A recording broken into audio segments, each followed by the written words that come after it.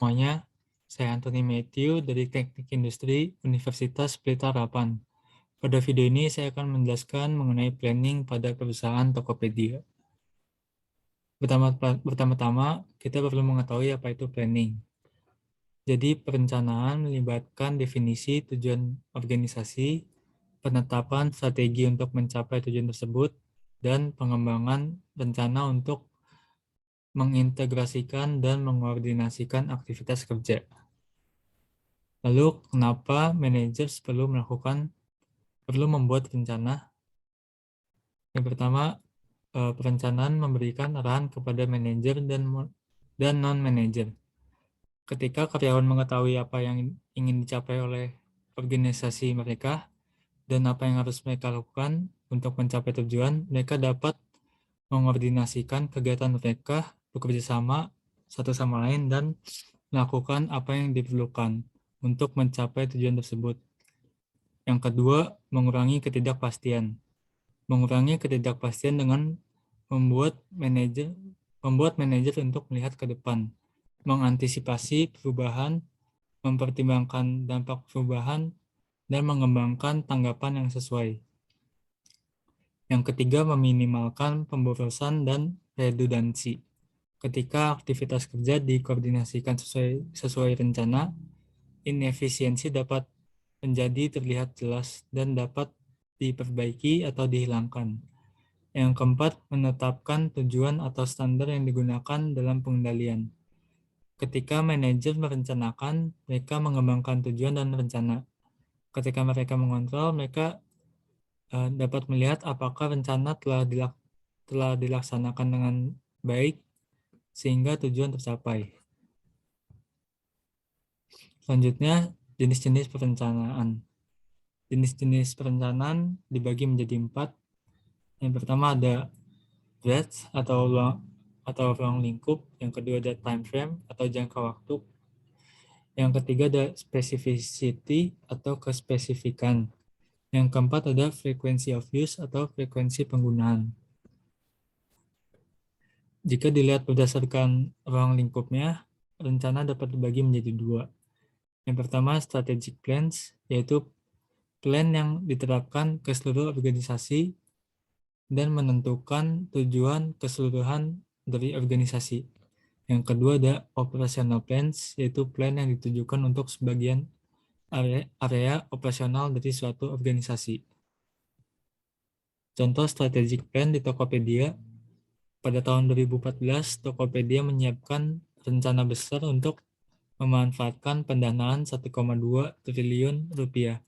CEO Tokopedia mengatakan ingin melaju sebagai perusahaan internet terbesar di Indonesia dengan membangun kantor layaknya kantor pusat Google.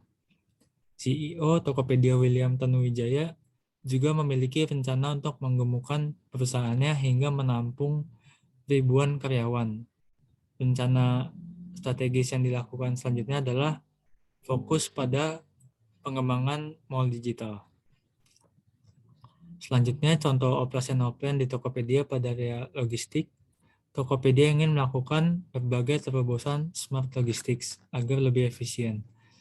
Rencana ini diwujudkan dari adanya penerapan big data, cloud computing, IoT, artificial intelligence, hingga radio frequency identification sebagai smart logistics. Tujuannya untuk mendatangkan efisiensi dan penghematan ongkos. Penerapan rencana ini membuat pengguna dapat memilih opsi durasi pengiriman dan biaya secara langsung, serta memberikan info mengenai status barang pesanan pemiliknya. Tokopedia juga membangun toko cabang yang memungkinkan penjual menitipkan stok produknya di gudang-gudang yang tersedia, dan tim Tokopedia akan membantu menangani pesanan yang masuk, mengemas pesanan hingga menyerahkannya ke ekspedisi. CEO Tokopedia menyatakan, jika tadinya kalau mau beli keripik pisang di Aceh harus menunggu sampai beberapa hari, sekarang bisa lebih cepat. Penjual keripik pisang pun seakan-akan bisa punya cabang di seluruh Indonesia. Selanjutnya, berdasarkan time frame atau jangka waktu, rencana dapat dibagi menjadi dua. Yang pertama ada long term plans, di mana memiliki time frame lebih dari 3 tahun, dan yang kedua short term plans, yaitu plan yang memiliki time frame 1 tahun atau kurang. Jika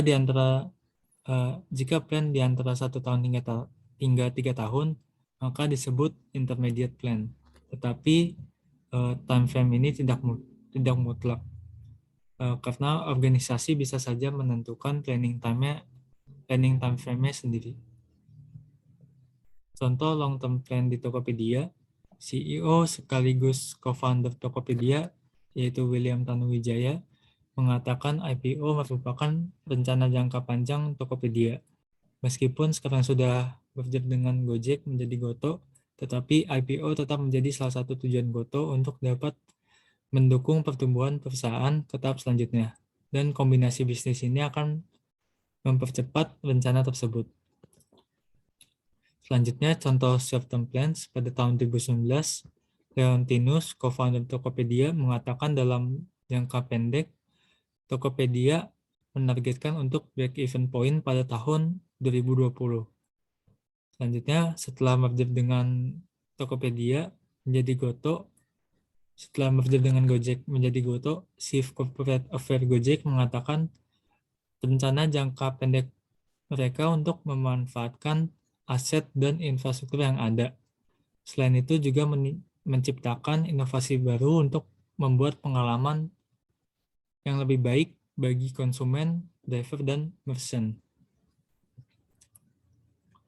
Selanjutnya, berdasarkan specificity atau kespesifikan, maka rencana dapat dibagi menjadi dua. Yang pertama ada specific plans, yaitu mendefinisikan dengan jelas dan tidak meninggalkan ruang untuk interpretasi. Tujuan specific plan untuk mengeliminasi ambiguitas dan masalah dengan kesalahpahaman. Yang kedua, directional plans. Directional plans lebih baik digunakan ketika banyak ketidakpastian dalam satu lingkungan dan manajer harus fleksibel dalam merespon perubahan-perubahan yang tidak terduga. Directional plan adalah rencana yang fleksibel dan yang menetapkan pedoman umum. Artinya, directional plan tidak memiliki tujuan atau rangkaian tindakan yang spesifik. Contoh spesifik plan pada Tokopedia, pada tahun 2019, CEO Tokopedia menargetkan dalam 10 tahun ke depan, Tokopedia harus bisa berkontribusi bagi perekonomian Indonesia mencapai 5%. Lalu setelah melakukan merger, perusahaan gabungan tersebut menargetkan valuasi hingga 40 miliar US dollar. Sedangkan untuk directional plan, Tokopedia fokus untuk memberikan layanan platform terbaik.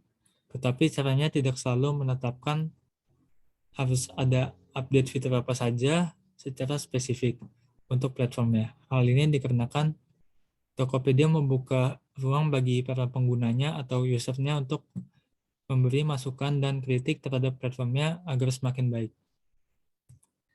Selanjutnya, berdasarkan frequency of use, rencana dapat dibagi menjadi dua, yaitu single use plan.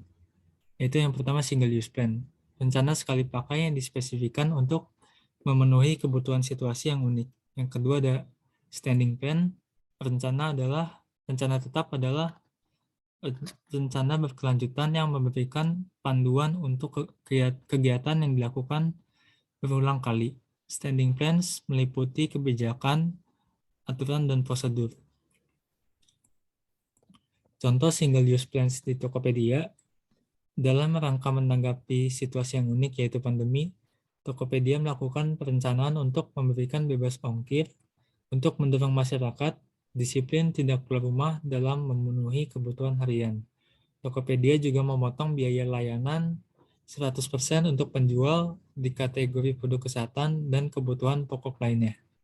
Contoh standing plan, Tokopedia membuat kebijakan mengenai kesehatan mental. Contohnya ada Thriving Thursday, di mana setiap Kamis minggu pertama dan kedua setiap bulan, Tokopedia menerapkan no meetings day, Inilah momen bagi nakama atau sebutan Tokopedia untuk karyawannya untuk fokus melakukan refleksi dan evaluasi terhadap pekerjaan yang selama ini sudah dan akan dilakukan agar menjadi lebih baik ke depannya. Selanjutnya, contemporary issues in planning. Bagaimana manajer dapat merencanakan secara efektif dalam lingkungan yang dinamis. Yang pertama, merancang rencana yang spesifik namun fleksibel di kondisi lingkungan yang tidak pasti. Dalam lingkungan yang tidak pasti, manajer seharusnya mengembangkan rencana yang memiliki ketegasan atau arah yang jelas. Tetapi rencananya tidak boleh kaku hingga tidak bisa mengikuti kondisi yang berdinamika. Fleksibilitas penting saat rencana diimplementasikan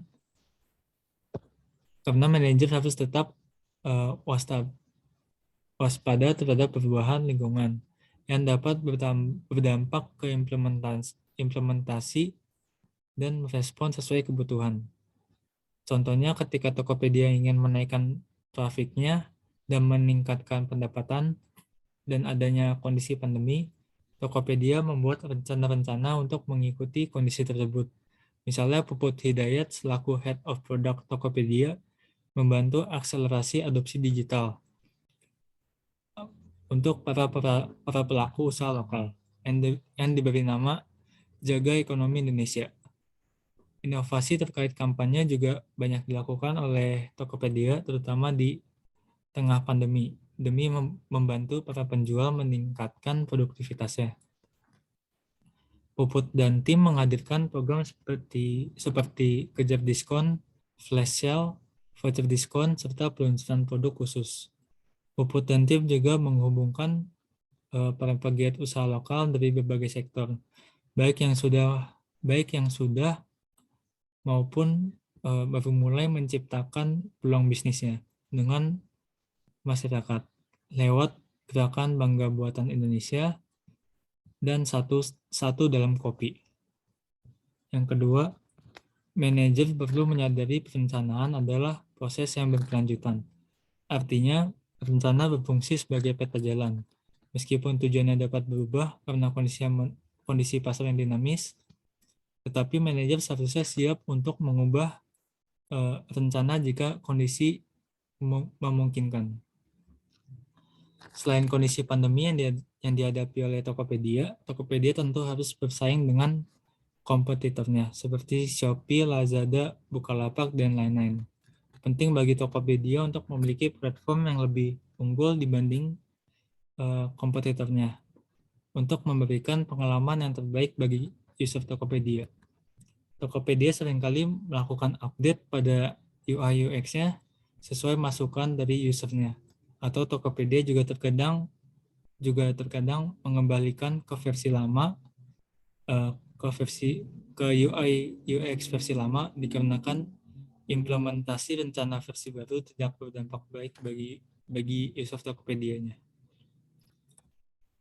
Berikut adalah sumber yang saya gunakan. Sekian video saya kali ini. Mohon maaf bila ada kesalahan dan terima kasih.